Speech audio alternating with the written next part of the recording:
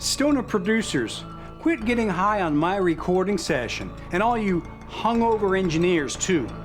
Yeah, I'm talking to you.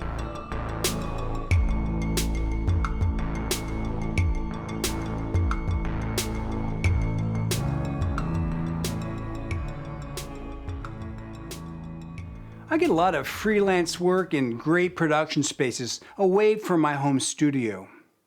I'm very lucky to meet artists and musicians, check out their cool gear and setups, and see what other guys have done to make their studio space special and unique. I also get to meet lots of engineers and producers that are the real backbone of the space and spend so much time behind the microphones and out in front of the computers. One thing I'm always intrigued by is the consistent use of marijuana by many of these guys in professional recording environments. I'm not really talking about private home studios where grass is used more recreationally to help inspire ideas or to help owners relax and unwind. I'm talking about regular use in commercial studios that are open for business to the general public.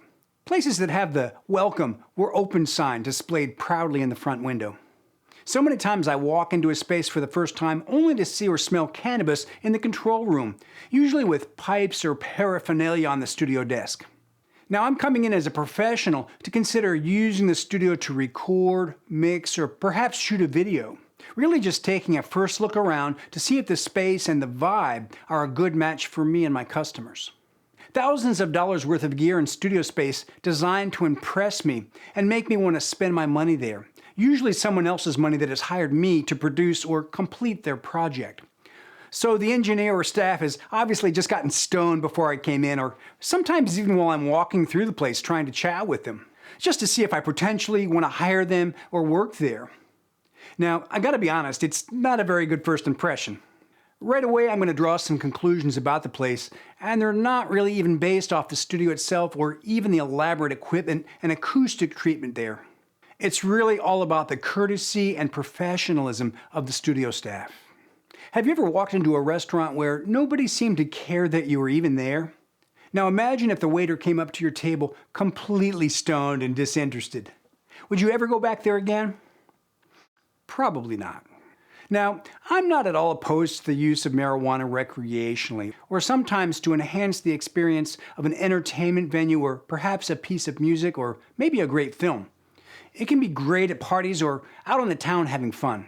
Sometimes even during the creative process of songwriting or concept creation, it may be useful to loosen up the thought process a bit and perhaps open up new musical ideas or storylines. However, I'm not really much of an advocate for this, as I think sober work and long periods of real concentration are a much better method for good quality. But I get it. Sometimes you just need to let loose a little bit. Maybe it'll help. But honestly, is it just a crutch for you? Are you really able to create and perform without it? Be honest. Have you tried just using your creativity and imagination without the drug? Or do you always light up? I stopped smoking many years ago, mainly because I was tired of the way it made me feel, the way I zoned out of reality, isolated into my head, and sometimes the paranoia that came along with that buzz.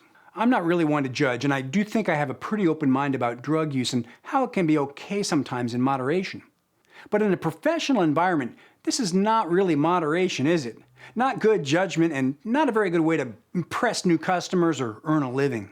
It's one of the few work environments where it's still somehow considered acceptable behavior. In most employment situations, it would be considered grounds for immediate dismissal. Many companies won't even hire you if they know you smoke weed at all. Just me personally, I'm probably going to make a pretty quick decision not to do any future business there with that place based off of that first impression, or at least with that particular engineer or producer. Or is everybody there simply stoned on the job all the time? It just seems vain and somehow presumptuous to me that a studio staff member would assume that that behavior was okay with me. That I'd just be cool with them being high during our initial meeting and then again during my recording session or my video shoot. It just becomes plain awkward and painful for me to try to chat with you anymore. Maybe to get to know you and be around you. There's just no way that I could bring a paying client into that situation. It's a joke, really. It comes down to trust. Are you accountable or are you consistently zoned out? Now, if during a session some of the musicians or crew want to take a break and step outside for a smoke, that's one thing. But for critical technicians like the engineer, the producer, or even interns to be visibly impaired is pretty unprofessional. Not somewhere I'm probably going to trust with my project or want to spend any good money on. There are so many reasons I'd recommend not to get high in the studio workspace and keep a clear head when you're in session. Lack of motor skills. Tracking down technical problems. Social withdrawal and lack of communication skills. Loss of perception. What ideas are just pipe dreams? Loss of professionalism and respect from clients. Weed and paraphernalia lying around looks pretty shady. Poor judgment skills. Loss of any real enthusiasm or spark. Less attention to critical details. Personal hygiene and public appearance, that smelly, smoky BO, and poor grooming habits.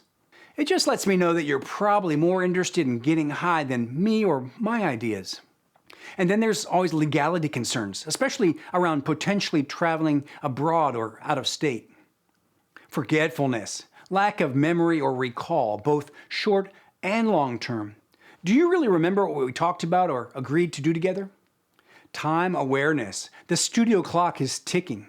Are you all there? And is anybody home? It really is an addiction. I know firsthand. All you really think about is when can you get high and who will get high with you. Other professionals won't really take you very seriously as a stoner, especially when money is on the line. You become quiet and withdraw into isolation, sometimes paranoid and aloof, maybe can't even hold a decent conversation. And generally just a big loss of ambition and energy, that lack of enthusiasm or get up and go. Quick to procrastinate or self-start on important projects. For some, it might impair accurate tempo and sense of time, or even keeping in tune with the song. Then there's getting all bogged down in small detail and losing perspective and objectivity. A general lack of credibility and professionalism. It makes me and my client unsure if we really want to hire you for your time or for your ideas. And my number one, if you're really so great, I simply want to work with you sober for your organic ideas and raw musicianship, not manic pipe dreams and reefer haze approaches. I want you, not your brain on drugs. So maybe try putting down the pipe during work hours, especially when you know there are clients coming by.